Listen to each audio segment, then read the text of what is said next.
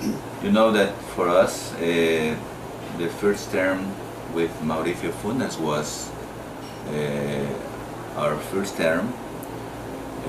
We won the election 2009 with him as a proposal to be the president.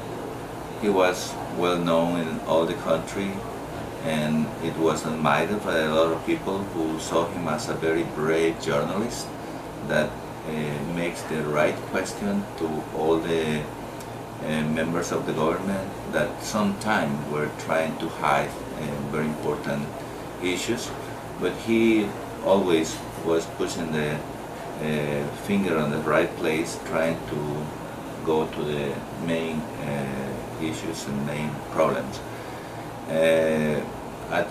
During these 5 years, in this first term, we began a lot of changes with the lack of resources we have, because it's not enough what the state is receiving through the tax system. You know, in El Salvador is one of the countries in where the tax index is lower than in many other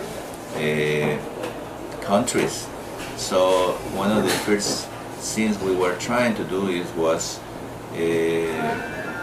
achieving a higher level of taxes to make more income, so the state can support more programs to change the quality of life of poor people, especially people who were excluded normally, traditionally before. That is not easy, but even so, we make some changes, and now we are about 2-3 points above the level we were before. But with these limited resources we had, we began a very important reform in education, because for us, education is the base for all the good things that you want to do in this country. And not only us, but many people in the world talk about the education is the most important investment you can do in your people, in your country, to make the future can be better for the new generations. So we began an important reform in education, at first supporting poor people to make the students of poor families can go to schools.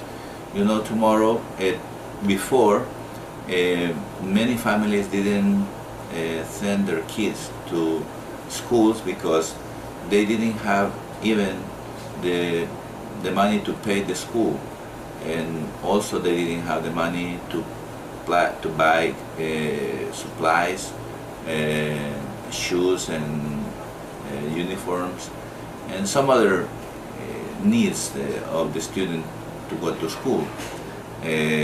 In this last government, the first government of FMLN, we changed that, because the first things we did was nobody must pay in a public school. So this makes more people can go to schools, but also the government launched a very important program to give some resources to students of public school. Shoes, uniforms, supplies, and a bit of food for all the students was very important to make more students can go to school. We did all this program with an amount of around $70 million in a year, but also we add later the program that we call the glass of milk. It was because there was a good number of farmers who were in problems because they cannot sell their dairy products. So we told them, we are going to buy your product and we are going to give it to students in public schools.